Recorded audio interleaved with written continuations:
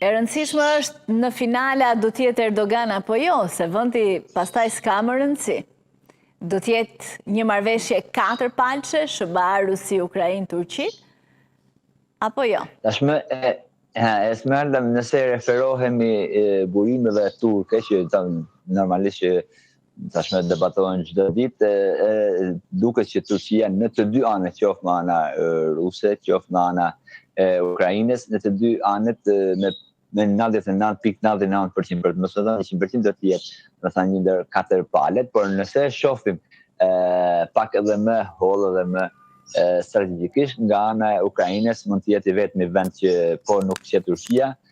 nuk do të pranojë asnjë lloj paqe, sepse të gjitha ato shtetet tjera që kanë qenë dhe janë, domethënë, në tavolinën për një paqe, këto kanë qenë në vitet 90 kur Ukraina ka bërë gabimin e saj fatal shtetëror që do ta rregullojë mos atje tjetra, për shembull që e dorëzojmë armët bërthamore edhe falas Moskës, ku ata ishin të vetat me të drejtë ndërkombëtare me të gjitha. Tashmë ata kanë këto kanë qenë shtetet garanci, kush ka qenë Franca, ka qenë Anglia, ka qenë Bashkimi Evropian i asaj kohë dhe i sotshëm, ka qenë edhe Amerika, por tashmë dihet që në Ukrainë të paktën është vërtetuar deri diku që kjo Rusi ka bërë genocid, ne mos harrojmë në Bucha apo në një qytet të tillë. Për këtë Ukraina, por edhe vetë Zelenski nuk i beson, domethënë as Amerikës, Putinit jo, Rusisë jo. Dhe për këtë arsye ata dojnë disa aktorë të ri që nuk kanë qenë deri më sot, ku ky aktori dhe faktori kryesor është Turqia. Për këtë arsye, sipas prononcimeve zyrtare të Zelenskit, qoftë në vizitat në Ankara apo ku ka bërë edhe për rreth edhe në Bashkimin Evropian, gjithmonë ka thënë që neve patjetër duam që Turqia vetë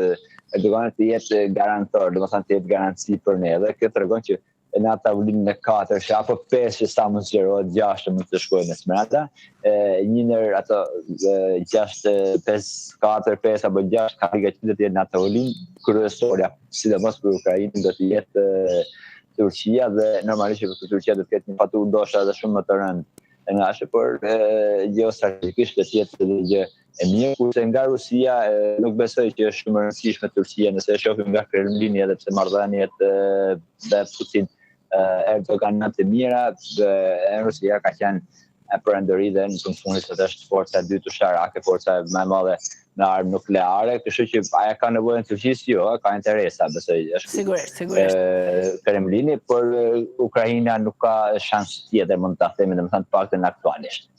Rusia ka shumë interesa, se nuk ka vetëm përgjat Mesdheu, Detit Zi, por edhe Siria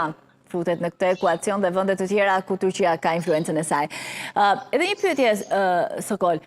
U fol që sot do t'i bashkohen negociatave dhe përfaqësues nga Britania e Madhe, Franca dhe Gjermania. Nuk e di nëse ka pasur ndonjë informacion, do t'jenë të pranishëm, në çfarë niveli mund t'jenë të pranishëm? Në nivelin, domethënë flitjet e Esmeralda, disa prononcime zyrtare që tavolina e negociatave të zgjerohet që nga Britania,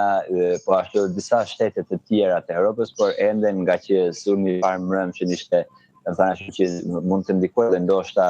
mund të anulohen apo mund të shtyhen për orë më vonë negociatat në Istanbul. Esmeralda, prononcime zyrtare ende nuk kemi, sepse jemi shumë herët dhe nëse i kthemi domethënë tavolinës para 10 ditëve që ishte po të njëjtin vend në Istanbul, dhe prononcimet e fundit kanë ardhur 1 orë 40 minuta para se kush të marrë pjesë, por që do kemi në këtë tavolinë do kemi edhe pjesëmarrës të tjerë në shkallë të ulët, por nëse ecuria këtyre negociatave të sotshme, domethënë në orët e para ja arrin të heci ashtu në përshmirin e duar, siç kanë pedane prononcuar ata që do të kemi edhe marrëveshje për një shumë me një shifra shumë më të mëdha, dhe kjo arritet në orët e para. Pastaj besoj që orët e vona të darkës apo në nesër do të kemi një pjesëmarrje më të lartë që pritet, domethënë të gjitha këto janë mendimes me lejen e zyrtarisht, jo, por pritet të marrin pjesë edhe ministrat e punëve të jashtme të disa shtete europiane.